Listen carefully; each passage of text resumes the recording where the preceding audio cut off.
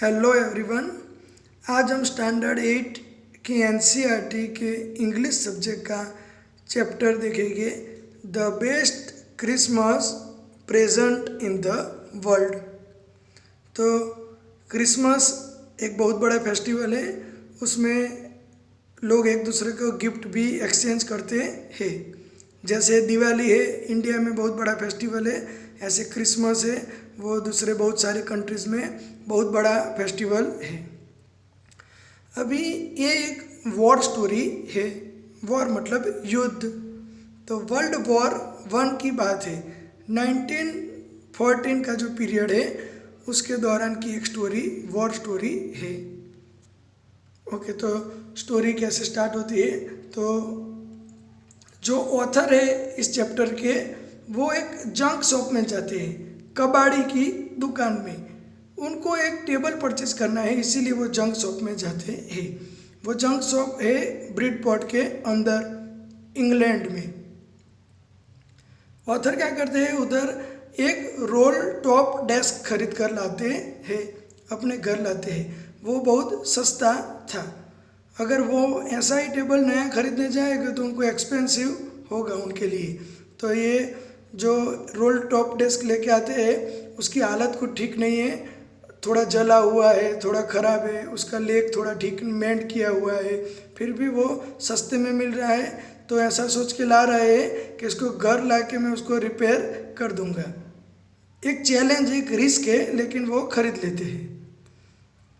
अब वो घर ला के टेबल को अपनी वर्कशॉप में ले जाते हैं, गैराज में, गैराज के पीछे उनकी वर्कशॉप है, उधर रिपेयर के लिए ले जाते हैं।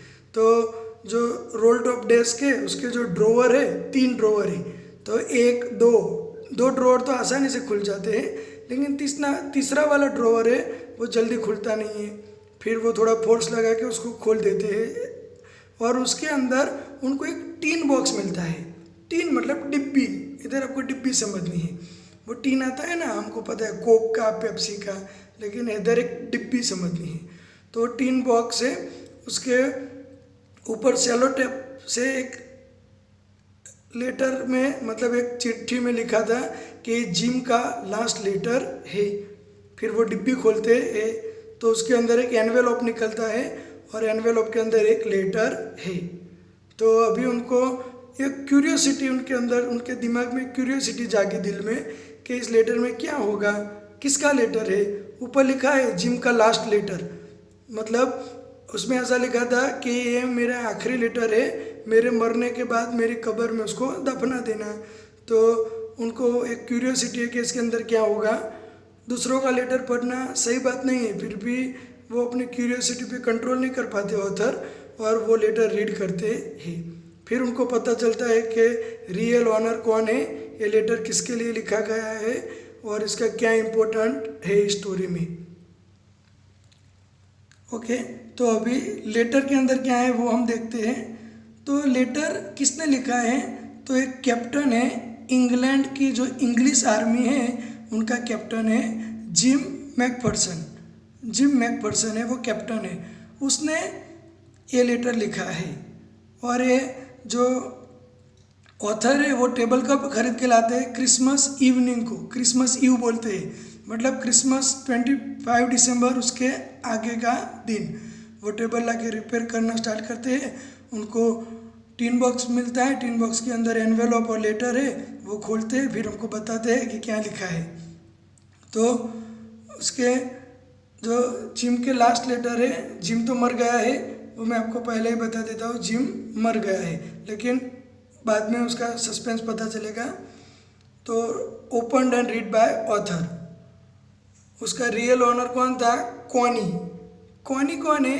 तो जिम मैकफर्सन की वाइफ, मिसिस जिम मैकफर्सन पे आप बोल सकते हो, मिसिस जिम मैकफर्सन वही है कॉनी। तो वो उसकी रियल ऑनर है, ये लेटर उसके पास होना चाहिए। अभी लेटर में क्या लिखा है?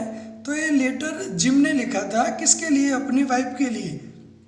तो उसमें उसने लिखा था कि एक बहुत सरप्राइज हो जाए, वंडर वाली एक इंसिडेंट हुआ है हमारे साथ। तो क्रिसमस के दिन क्या हुआ? तो जर्मन मतलब जर्मन सोल्जर्स और इंग्लिश सोल्जर्स का जो वॉर चल रहा था उसमें एक सरप्राइज वाला इंसिडेंट हुआ। तो उस दिन वॉर नहीं हुआ और जर्मन सोल्जर और इंग्लिश सोल्जर ने साथ में मिलकर क्रिसमस सेलिब्रेट किया। तो एक आश्चर्यचकित घटना है। तो वो भी ह्यूमंस है, सोल्जर भी ह्यूमंस है। वॉर किसी को पसंद नहीं है। तो जर्मन लोग वाइट फ्लैग लेके आते हैं, शांति का प्रस्ताव रखते हैं और इंग्लिश लोग उसको एक्सेप्ट करते हैं। तो बाद में वो लोग एक फ्रेंडली फुटबॉल मैच भी खेलते हैं। तो फ्रेंडली फुटबॉल मैच में जर्मन जीत जाते हैं, 2-1 से जीतते हैं। 2 गोल उन्होंने किए, 1 गोल ये लोगों ने किया। इंग्लिश लोगों का गेम कौन सा है? क्रिकेट। अगर क्रिकेट खेलते तो शायद इंग्लैंड वाले जीत जाते। तो एक फ्रेंडली मैच था। उसके बाद लिखा है बोथ आर्मीज लॉन्ग फॉर पीस। दोनों आर्मी को शांति चाहिए, किसी को युद्ध चाहिए नहीं। वो लोगों ने अपना खाना शेयर किया, वाइन शेयर किया, चैम्पियन ये सब करके क्रिसमस एंजॉय किया पूरा। एक सभी सोल्जर ने एक दूसरे के साथ अपनी बातचीत शेयर की, अपने सुख दुख के बारे में बात किया। तो जर्मन और इंग्लिश सोल्जर से वो लोगों ने अच्छे से क्रिसमस सेलिब्रेट किया। तो जिम बहुत खुश हो गया। जिम को लगा कि एक अच्छी निशानी है, ऐसा रहेगा तो वॉर जल्दी एंड हो जाएगा।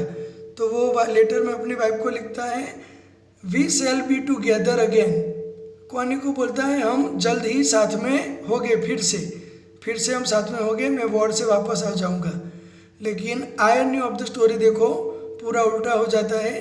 जिम वापस जाता नहीं है और जिम घर पे वापस नहीं जाता। तो उसकी जो वाइफ है वो कंटिन्यूअस उसके लिए वेट कर रही है विद होप एंड फेथ। वो होप और फेथ लेके अपने हस्बैंड का वेट कर रही है।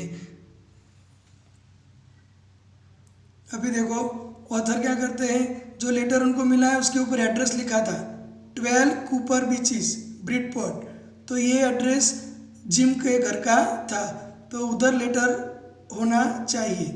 लेकिन ये लेटर ऑथर को मिलता है। तो ऑथर ने पूरा लेटर रीड कर लिया। फिर उनको रियलाइज़ हुआ कि ये तो बहुत इम्पोर्टेंट लेटर है।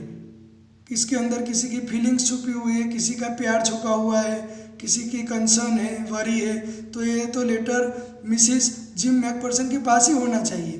तो वो दूसरे दिन लेटर देने के लिए इस एड्रेस पर जाता है। तो उधर पड़ोसी में पूछता है।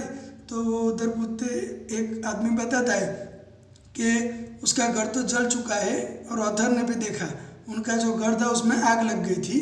तो आग लगने की वजह से ये जो कॉनी है उसको बर्लिंगटन नर्सिंग होम में शिफ्ट किया गया था। अब वो उधर ही रहती थी। वो बूढ़ी हो गई थी, उसकी एज 101 साल हो गई थी और उसके नेबर ने जैसे बताया वो मडल हेडेड हो गई थी, मतलब कन्फ्यूज हेडेड, बहुत सोचती रहती थी। ऐसा क्यों हो गया? क्योंकि वो बेचारे अपने हस्बैंड का वेट करती रही तो एकदम कंफ्यूज हो गई। तो उसके लाइफ में बहुत चेंजेस आ गए, वो दुखी भी हो गई। तो लास्ट में जब ऑथर उनको बर्लिंगटन नर्सिंग होम में लेटर देने जाते हैं तो वो बहुत खुश हो जाती है।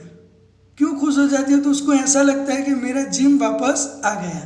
तो वो ऑथर को अपना हस्बैंड समझ लेती है। हालांकि उसको पता है एक्चुअली क्या है। तो देखो ये जो लेटर है ऑलरेडी कॉनी को मिल चुका है, क्योंकि क्या था उसके मरने के बाद ये लेटर कॉनी को देना था। तो वो लेटर उसको मिल गया है। उसने शायद घर के टेबल में रखा होगा और घर में आग लग गई। तो आग लग गई तो घर तो खाली करना पड़ेगा। फिर तो वो तो नर्सिंग होम में आ गई। बाद में क्या वो टेबल बेच दिया होगा कबाड़ी वाले को। तो उस कबाड़ी वाले से ये टेबल ऑथर खरीदते हैं और उनको लेटर मिलता है। लेकिन ये लेटर कॉनी के लिए बहुत इम्पोर्टेंट था। तो वही लेटर जो था ऑथर के पास वो कॉनी को एज ए क्रिसमस प्रेजेंट देते हैं। तो उसको लेटर तो मिलता है, लेकिन कॉनी को लेटर से ज़्यादा ऐसा लगता है कि वो कंफ्यूज हेडेड है। देखो मडल हेडेड है, तो अभी उसकी विज़न भी शायद पुअर हो गई होगी 101 साल में। तो वो इसको अपना हस्बैंड समझ लेती है ऑथर को। वो खुश हो जाती है कि जिम देखो तुमने मुझे प्रॉमिस किया था ना, तुम वापस आ गए ना। तो तुम वापस आ गए तो ये मेरे लिए सबसे बड़ा प्रेजेंट है, the best Christmas present in the world, जो आज तुमने वापस आकर मुझे दिया है। तो फिर ऑथर भी थोड़े इमोशनल हो जाते हैं, वो अपनी रियल आइडेंटिटी को छुपाते हैं। वो ऐसा नहीं बोलता कि मैं तुम्हारा हस्बैंड नहीं हूँ, तो उसका दिल टूट जाएगा। तो वो कुछ बोलते हैं नहीं है, वो मिसिस क्वानी है तो उनको पास में बिठाती है, फिर गाल के ऊपर किस करती है, वो बहुत खुश हो जाती है, उसकी आंखों से आंसू निकल आते हैं। तो एकदम इमोशनल स्टोरी है। तो मोरल ऑफ द स्टोरी क्या है? तो टाइटल बहुत जस्टिफाई हो रहा है, the best Christmas present in the world. तो व्हाट इज़ द प्रेजेंट? आपके हिसाब से प्रेजेंट क्या था? तो लेटर और the mistaken identity of author, वो लेटर ही बेस्ट प्रेजेंट था कि जो ऑथर ने अपनी आइडेंटिटी छुपाई वो? तो मेरे हिसाब से लेटर तो कॉनी ने पहले से ही पढ़ लिया था, उसको पता है उसका हस्बैंड मर चुका है, लेकिन फिर भी उसको एक फेथ है कि वो आएगा आएगा। तो the mistaken identity of author वो उसके लिए द बेस्ट क्रिसमस प्रेजेंट हो गई, ऐसा मेरा मानना है। तो मोरल ऑफ द स्टोरी क्या है?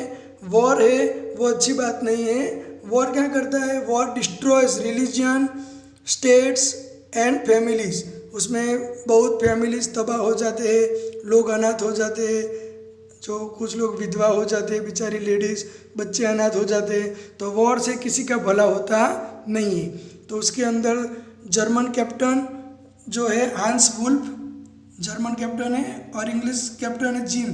तो वो लोग ऐसा ही सोचते हैं कि वॉर ना हो तो अच्छा, कि वॉर के बदले हम ऐसे फुटबॉल मैच से ही डिसाइड कर ले तो अच्छा है, वॉर के बदले फुटबॉल मैच खेल लेंगे, तो जो जीता तो वो बाद में कुछ डिसाइड करेगी। तो उसमें जान तो ना जाए ना किसी की, फुटबॉल मैच में कोई मरेगा तो नहीं ना। तो बहुत समझने जैसा चैप्टर है, एकदम इमोशनल। मैंने आपको अच्छे से स्टोरी बताया है। अब आप इसका वर्ड टू वर्ड देखोगे तो क्वेश्चन आंसर भी आपको बहुत ईजी लगेगी। तो have a nice day, thank you so much, bye bye.